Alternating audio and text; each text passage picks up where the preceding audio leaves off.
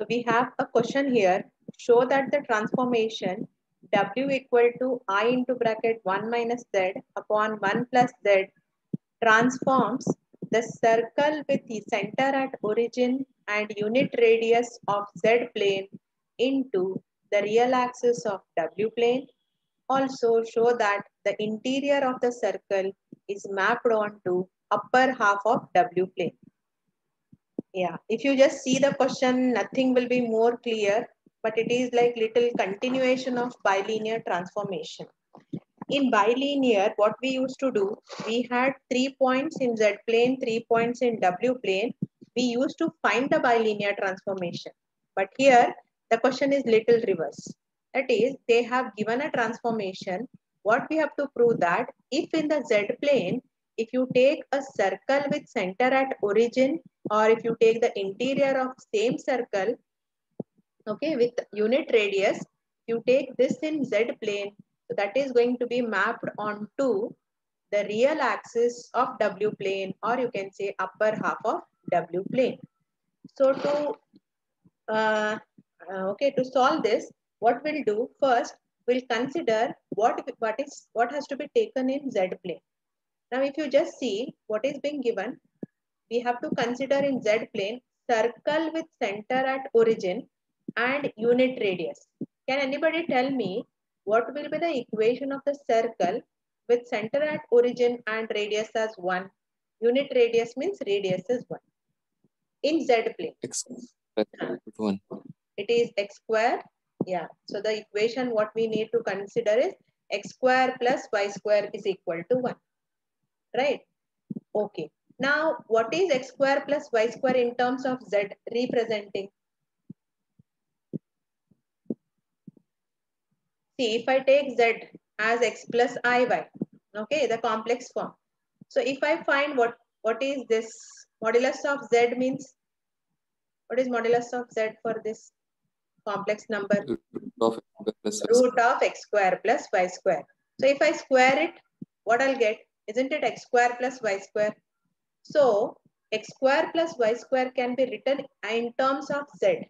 How can we written? How can this be written? How can we write it? Just here it is clear. If I take x square plus y square, it will be modulus of Z the whole square, isn't it? Huh? Yeah. So instead of this, I can write it as mod Z the whole square equal to 1. So if I'm taking a circle with center at origin and unit radius, that can be written like this, or that can be written as modulus of Z the whole square equal to 1, or same thing we can write mod of Z is equal to 1. Okay. So just try to understand, if I'm taking this is happening in Z plane, and what is this representing is this part. A circle with a center at origin and unit radius. Okay. Now, similarly, if I want to take the interior of the circle, what is the meaning? Suppose if I draw the circle here. Okay. What is the meaning interior of the circle? Is it not the inside part? This is what is the interior of the circle. How can I take interior of the circle? With the help of same thing.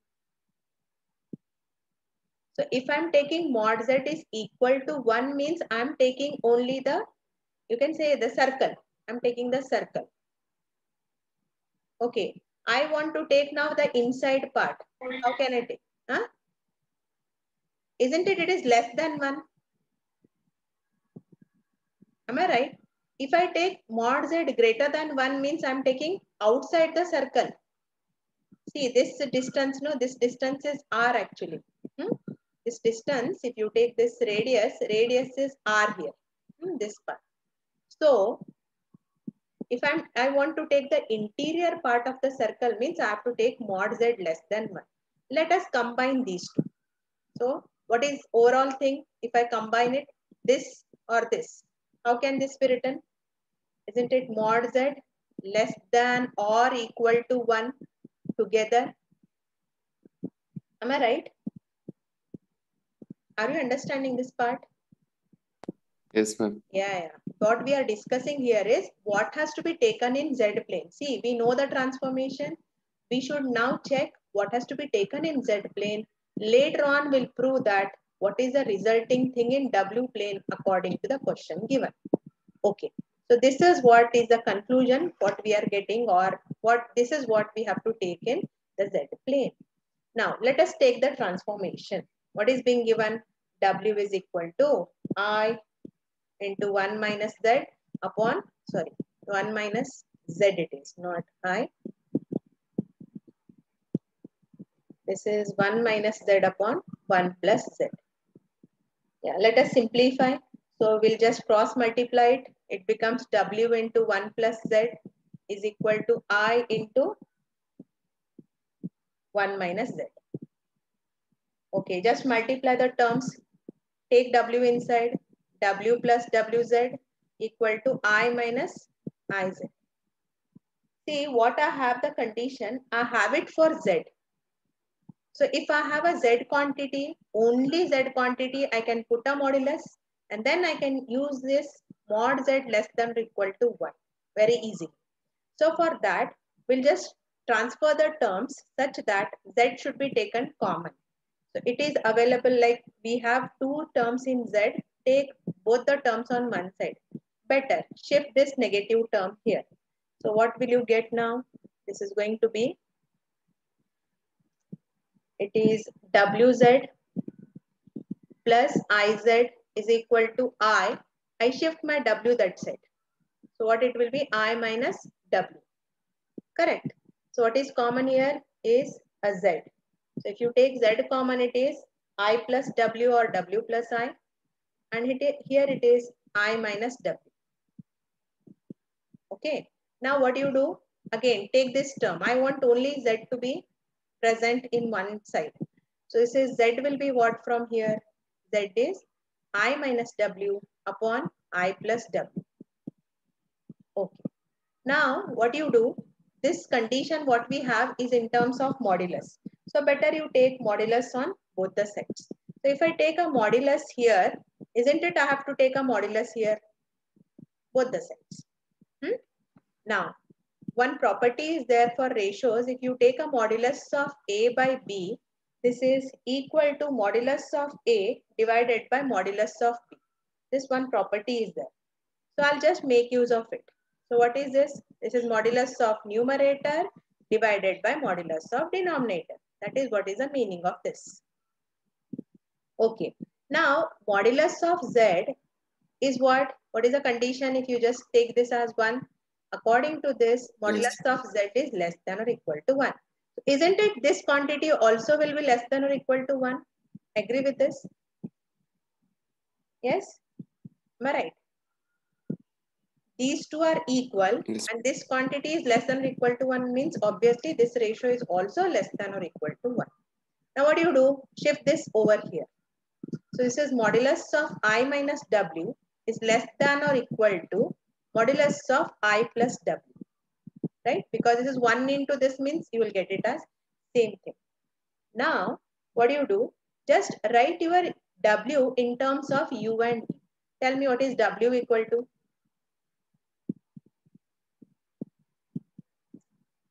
W is equal to? U plus IY.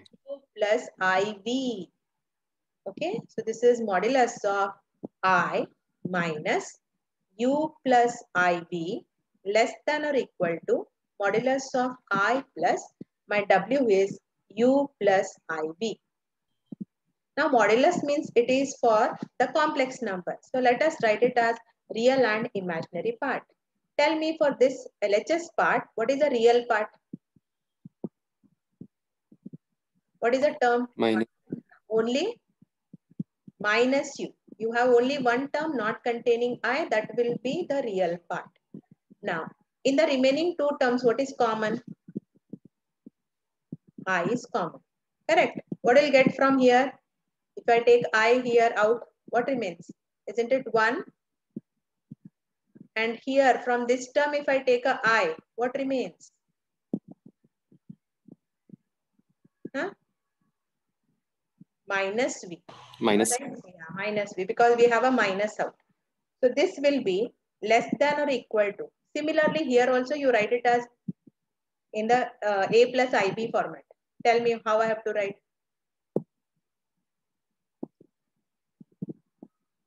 U plus, tell, I into bracket,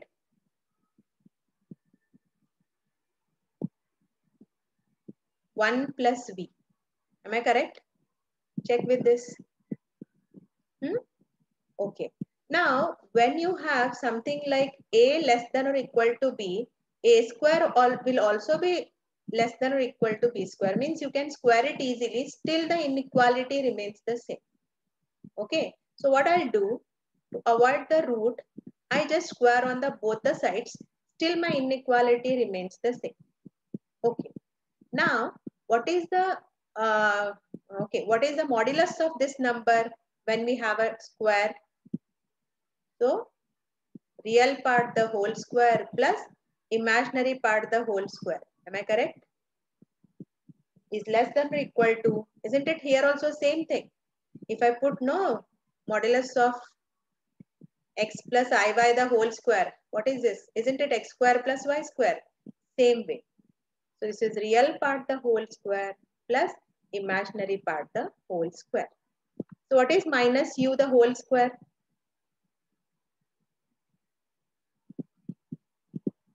Plus u square. Is u square only u square, and you have a u square. Actually in inequality we don't cancel directly. It is like we actually subtract u square on both the sides, but I'm going to make it a little shorter.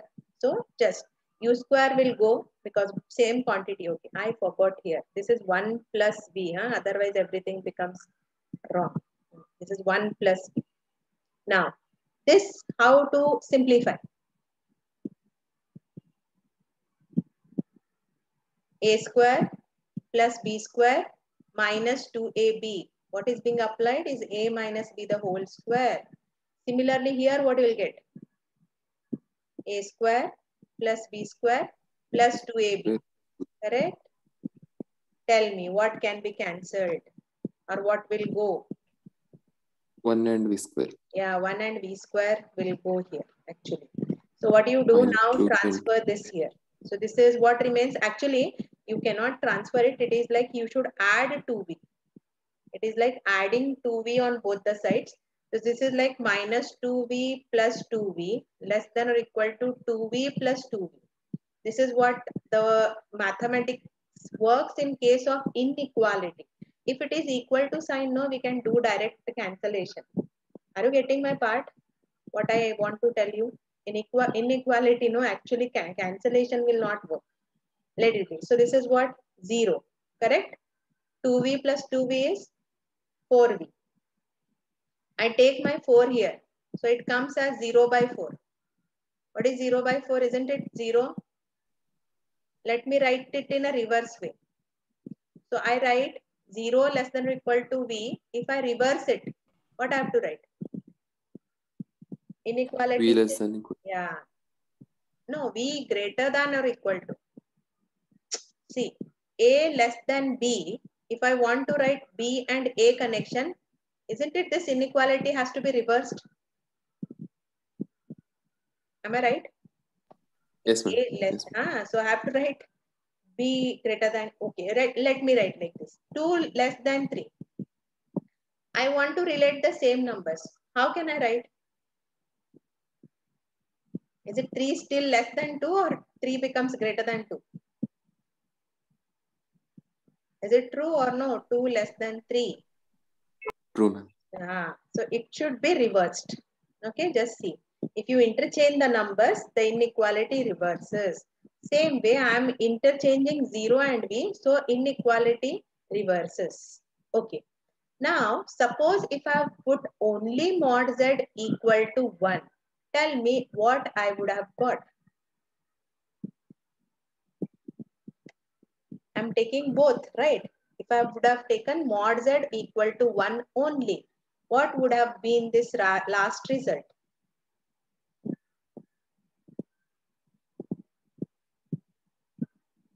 You try to get my point. It's very simple.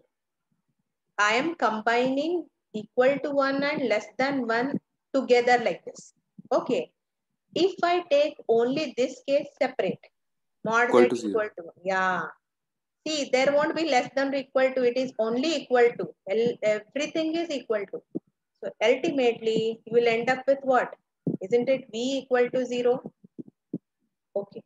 Now this is what? This is in z plane. Where is v equal to 0? In which plane?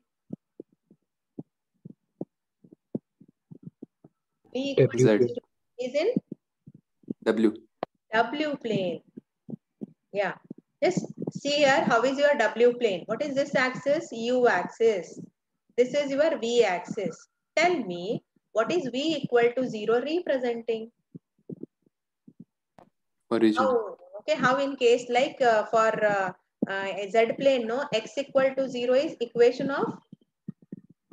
Straight line. Yeah, straight line, Y which axis. is that line? Y axis. Y equal to 0 is equation of x axis, isn't it? So, V equal to 0 is equation of U axis. U axis. That means here. So, you are getting, this is your equation. That means, if in Z plane I am taking a circle with unit radius, what I am getting? I am getting the U axis. What is the U axis called in W plane? Which axis? Real axis. Real axis. Yeah. So if you take a circle, unit circle in Z plane, it is mapped onto what? A real axis in W plane. That is what is the first part of the question. Let's read this. The circle with center at origin and unit radius is mapped onto real axis of W plane. Hope the part is clear. If you have doubts, you can ask. So what is the real axis of W plane is U axis. So what is the equation of U axis? V equal to 0. That is what we are ending up. Let us take this second part. So second part means it is interior of the circle. Interior means what inequality we have to take? What we have to take? Mod z less than 1.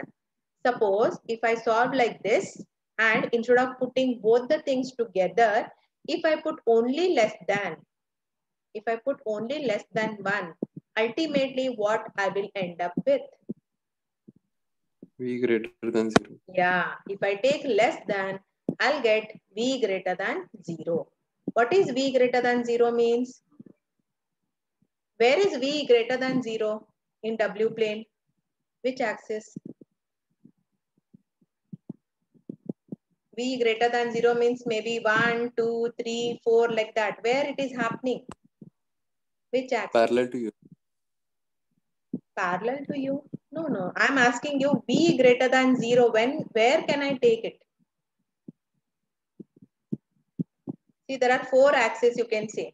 Positive U, negative U, positive V, negative V. Positive V. Positive V means it is like upper part. Isn't it here you have 1, 2, 3 like this? If I want to take this, no, this is minus. Can I take this? No. Because it is V is greater than 0 I have to take. Correct. So I have to take from 0 onwards. That means this axis. Or you can say, if I divide this Z plane into 2 halves, so what I have to take? The upper half. Am I right? Is it not? This is coming in the upper half. Huh? Are you following it? So Yes, if I'm ma'am. taking interior of the circle, I'm getting a upper half of W plane. This is what is the second conclusion. So that the interior of the circle is mapped onto upper half of W plane. That's all. Okay. So this is about one typical problem. Usually this is not asked. Once related to this, even I have solved and sent in the group. You can go through that. Most important is yesterday what we solved the examples. They are very important. They'll ask that. If they want a change, they may go for this. Okay. So this completes about bilinear transformation. So 2 parts are completed from module 2. So the last part is related to complex integration, which is the main part of this module. Okay. So here we are going to check about complex integration. Actually, in second semester, while studying about the vector integration, you have learned one concept called as line integral. I know you don't remember it. Let me just define. So suppose this is f of z is equal to u plus iv is a function of z. Okay. Then if you carry out the integration of this function, complex function with respect to z over some curve c, then it is called as line integral.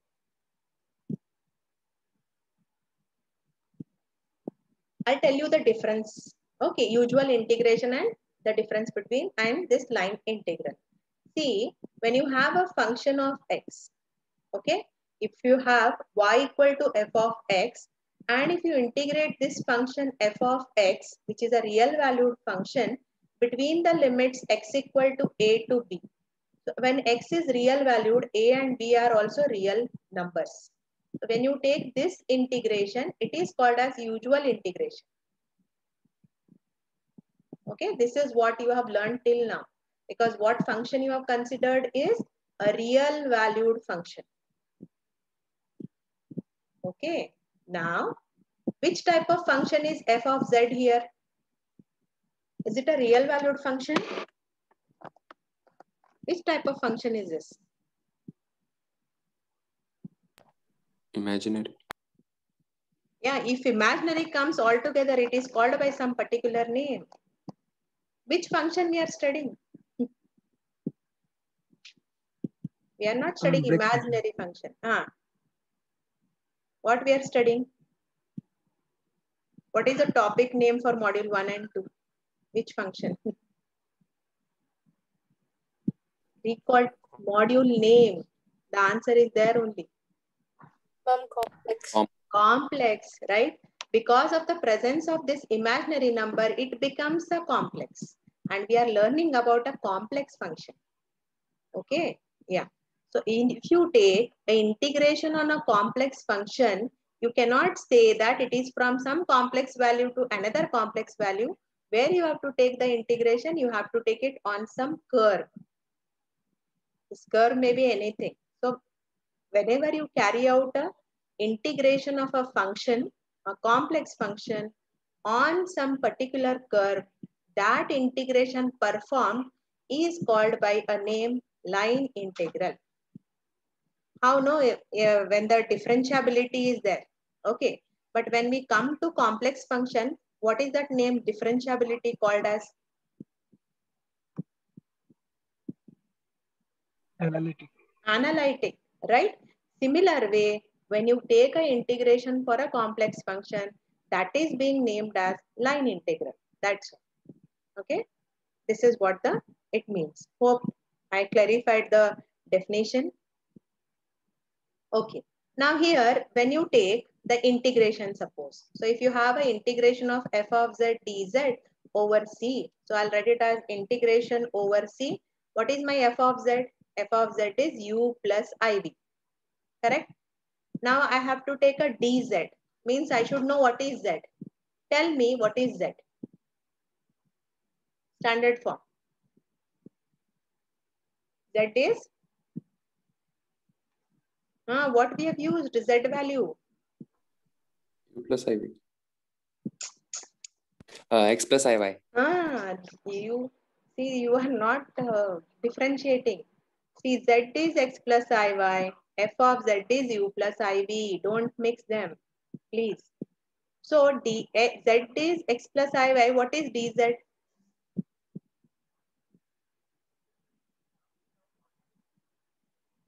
What is dz? Means a differentiation. How have you written dz? It's not with respect to anything. Please answer. Z is x plus iy. X plus I delta y. Dx plus I dy. I'm not taking a delta, so let me call it as d only. D is a differential operator. Agree all of you with this? So in place of dz, I'll put like that. Dx plus I dy. Okay, now This is like multiplying two brackets. It's a usual format. Okay, just multiply. It is u and dx, u into I dy plus I u dy. Then iv into these terms, iv into dx, iv into dx. Then what will get? Plus I into I is I square v dy. Am I correct with the multiplication? Check. Have Yes. I multiplied two brackets correctly? Okay, good. Yeah. Now, what you do, just tell me, are there any terms not containing I? And what they are? ut udx and? minus vdy. Yeah, I forgot here v. Here there is a v. Huh? Okay. So I square is minus, so it becomes minus dy. V dy. Sorry, v dy. Now, what about these two terms? What is common?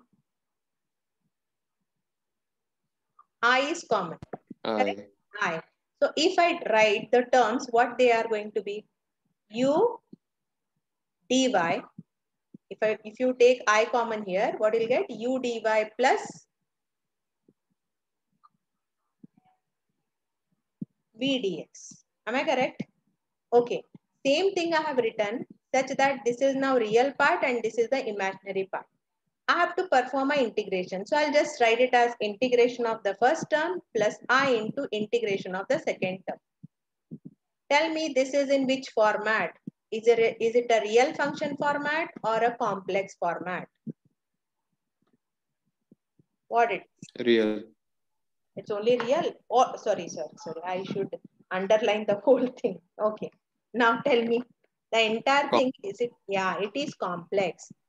So ultimately, if you perform an integration on a complex function, ultimately you are going to get it in a complex format only. Got it? This is what is line integral. Now we have two concepts in this complex integration to be learned. The first one is very important, Cauchy's theorem. Cauchy's theorem. So they may ask to state and prove Cauchy's theorem, else they may give the statement and ask you to prove. So I'm going to take this part. Okay. So both are important. Cauchy's theorem and one more is their integral formula. Both are very important. So let me write the statement of this. So the Cauchy's theorem states that if f of z is analytic, if f of z is analytic with its derivatives f dash of z with its derivatives f dash of z continuous at all the points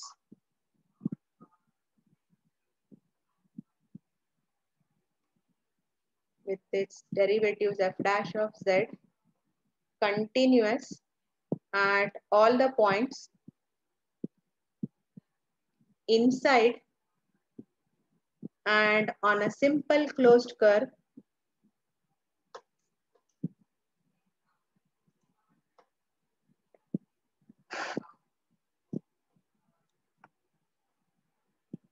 on a simple closed curve C,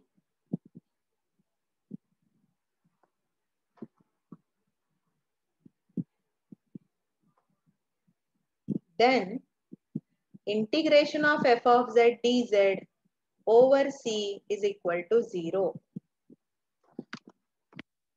Try to understand this theorem statement so that no need to by heart. You can directly write the statement. See, suppose we have a function which is analytic. What is the meaning analytic?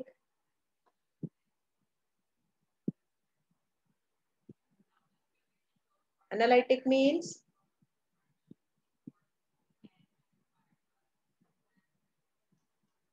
please answer. Analytic means what? Differentiable. Differentiable. Yeah, that means suppose there is a function f of z which is differentiable where at all the points inside and on a simple closed curve. That means if I take some curve is there, suppose I don't know whether it is a circle or whatever it is. So this is a closed curve. So here this function of f of z, it is differentiable at all the points inside and even on the closed curve. I don't know about the outside points, not to worry.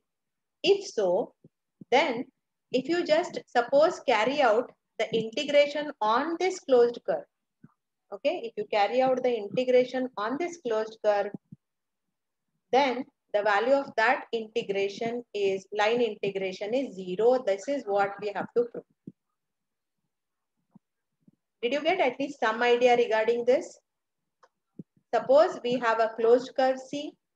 There is a function f of z, complex function, which is differentiable at each and every point inside and on this closed curve C. Then suppose if you carry out a line integral, its value is ultimately 0. This is what Cauchy's theorem states. Now we have to prove it. So let us take what is given. How is a function? Suppose I have to take a, now let me take f of z as, shall I take x plus iy or u plus iv? U plus IV. Very good. U plus iv. So how is this function given? Just read out the thing. Is analytic. Am I right? This is what is given about the function. Only it is given that it is analytic. So that, what is the next conclusion if the function is analytic? It is differentiable. Yeah, differentiable. Yeah. So if it is differentiable, what is happening? We have proved some derivation. What we have? The function is analytic. CR equation. Yeah, U and V satisfy CR equations. Tell me CR equations. You can say dou U by dou X. Ux is equal to Vy. Vy and U Uy equal to is minus equal Vx. to very good. Minus Vx. Others also do remember. See, still this has come in module 1. Still we are using in module 2 also. Because both the modules are connected to complex. Now, here what we'll do, this is what we have got. So start with this LHS part, simplify and just see whether by simplification we get it as 0 or no. Okay. So take integration of f of z dz over c, which is integration. What I have to write in place of f of z? What is my f of z? U plus IV. U plus iv. What is my dz? Just now we discussed. What is my dz?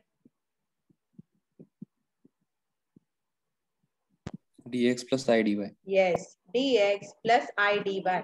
Just now we have seen that this can be written in complex format, isn't it? Can anybody tell me what is that format we have written? Tell me the terms. U dx U dx minus V dy. minus V dy plus I Plus into integration over C. U dy plus V. Yeah, U dy plus V dx. Just now what we discussed, same thing I'm writing. Now, after coming to this part, no, we'll just take the help of one of the theorem which you all learnt in second semester, that is called as Green's theorem in a plane. Do you remember it? Anybody? You have not written second semester's exam. Okay, due to pandemic, let it be. Green's theorem in a plane, what the statement is, suppose if you have an integration m dx plus n dy over c is equal to double integration over r. See how I will take, dou n by dou x minus dou m by dou y dx dy. What is the use of this is, actually here it is a line integration, correct? Now, how many variables are there inside the bracket? Just see here, m dx plus n dy. What are the variables? Huh? Variables. M and N. No, not m and n. M and n are again functions of x and y actually. So altogether, what are the variables? X and Y. X and y, x and y, right? So this is a two variables are there and we have a single integration. So what the theorem help us, this can be converted to double integration so that you can do it for dx and dy. This is what actually the help, what we get from the theorem. Are you getting it? It is a single integration, but number of variables are two. So it converts to a double integration where we can make use of the two variables separate. Now, I am going to compare this, okay, with the both the integrals, and we are going to write it. See how easily we have to write with no mistake is, this is exact differential if you remember, m dx plus n dy. Huh? M is attached to x, n is attached to y. But when we write this with the help of Green's theorem, how it should be written? It should write now n with respect to x, reverse case, and m with respect to y. Are you getting it? Write the theorem properly, else you will never end up with an answer. See, dou n by dou x minus dou m by dou y dx dy. So let us apply. Now, if I want to apply this theorem to this part, this integration, just compare and tell me what is m. Compare these two. What is m? U U. What is n? minus V. Minus v. Very good. So m is u and n is minus v. Let us apply. So if I apply it, I'll get the first term as double integration over r. See how the term is. Dou n by dou x and my n is minus v. So what it will be? Minus dou v by dou x. Am I correct?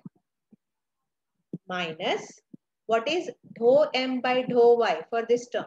M is u, means dou u by dou y. Am I correct? Tell me. Compare and tell. Yes, ma'am. Yes, it is 100% right. Similarly, I'll write my I, and again for this also, isn't not? It is also looking same. We'll apply same Green's theorem for that also. Compare and tell me what is u. Sorry, what is m? What is m? Compare this part with this. M V. is v. V. And n is U. what is attached with y. Okay, so it is y.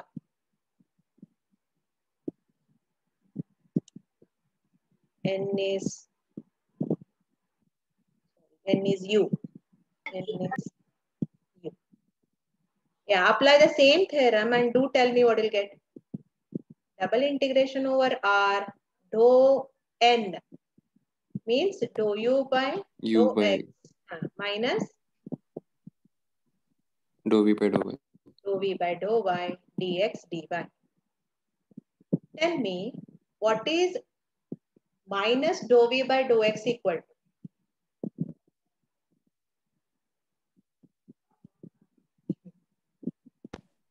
Dou U by dou Y. Dou u by dou y. Just recall your equation 1. Minus dou v by dou x is dou u by dou y. So if in this place, so if I want to write the whole thing along with minus, I should write it as dou u by dou y. So isn't it dou u by dou y minus dou u by dou y? What happens? They are same with opposite sign. So it becomes 0. So it is 0. Okay, 1 second. This is 0 dx dy. Correct? Similarly, what is dou u by dou x equal to? This quantity is Dou V by dou v by dou y. So this is dou v by dou y minus dou v by dou y. Isn't it? They will cancel each other. So again, what remains? Is 0. 0. Tell me ultimately what is the answer. Integration of f of z dz equal to 0. Yeah, so answer here, it is both are 0. And one more thing, some students ask that why not it is a constant. I'll just explain. When you take a particular, see, I'm taking, this is on some region. On some region, if you take, no, the limits are fixed. So when you are integrating with the limits, you never add the constant. You never add constant. When you add the constant, when you are integrating without limits, am I right?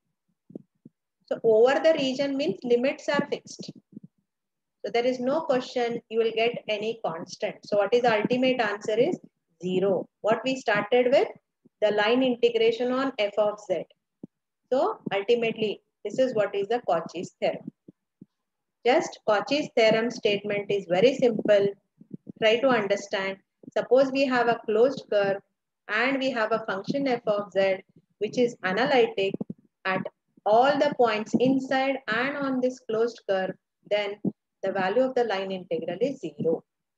Okay, to carry out a line integration on a closed curve, if the function is analytic, then the value of the line integral is 0. Hope I have done the part of explanation properly. If any difficulties, doubts are there, you can ask.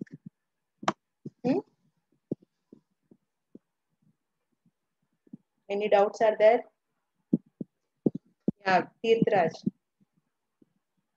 You raised No, your ma'am. hand to ask or no? Understood. Okay. The theorem is very simple. Only if you remember Green's theorem in proper way, correct way, nothing is there. More than CR equations, we have not used anything. Okay. Now there is a converse part of this, that if the function u plus iv, suppose we have a function f of z equal to u plus iv, where u and v have continuous partial derivatives, and suppose the integration of f of z dz equal to 0, then ultimately we can say that the function is analytic. Converse part means a little reverse. Suppose for a function, we have a line integral as 0, then we can say the function is analytic. This is what the reverse part, called as converse of the theorem. So they have not asked the converse of this theorem in any of the exams. So Cauchy's theorem is important. They may ask the proof of that. Yeah, we have now two corollaries. I will just give them, else what I'll do, I'll just write down better. So here we have the two corollaries. Corollary means it is the extension of the theorem. If you just extend the result, what is obtained, no? We get some more results called as corollaries. Suppose we have a function f of z which is analytic. Analytic in a simple connected region, in a simple connected region. Then integration of f of z dz from a to b is independent of the path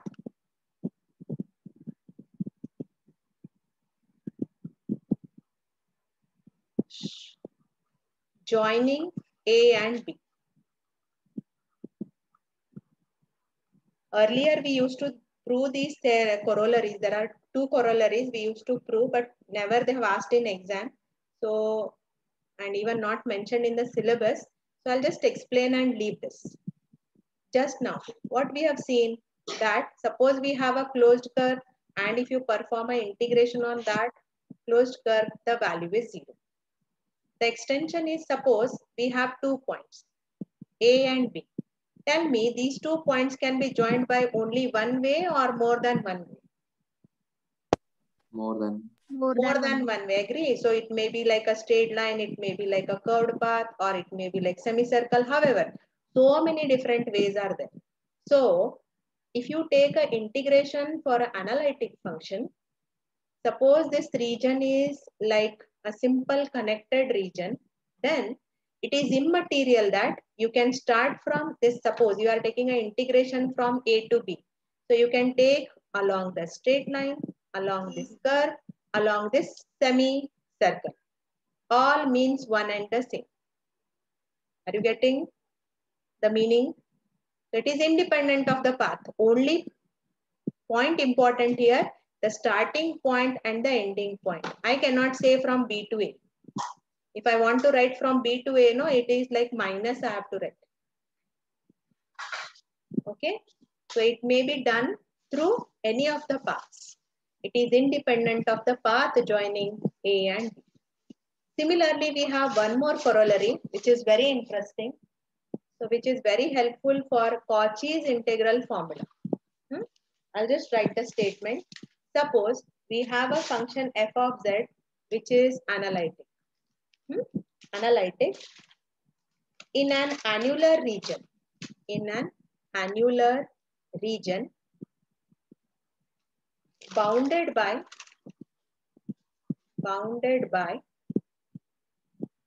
two simple closed curves C1 and C2, then integration of f of z over C1 is equal to integration of f of z dz over C2. Again, this is also the extension. Okay, try to get this because this is very important for Cauchy's integral formula. When I am going to prove, I am going to use this concept. Okay, suppose we have a function f of z and how it is? It is analytic in an annular region. Okay, the meaning of annular region means it is like ring shaped. Ring shaped region. Means here suppose, so if I want to just draw ring, no, I have to take like this. Yeah, this you can say this is some ring. Annular region means this part. The part between the two circles, what you have now, this is called as annular region. Are you getting some idea? I'm not including the inside part. I'm just taking this part in between C1 and C2. Suppose we have the two curves, C1 and C2. Such that this function is analytic in this region. Okay, so at all the points inside this, if it is differentiable, then if I carry out the integration on C1, on the curve C1, or if I take it on C2, both are one and the same. So what is the overall meaning? What you should have? You should have, okay, you can say two paths. In between path, no, the function should be analytic.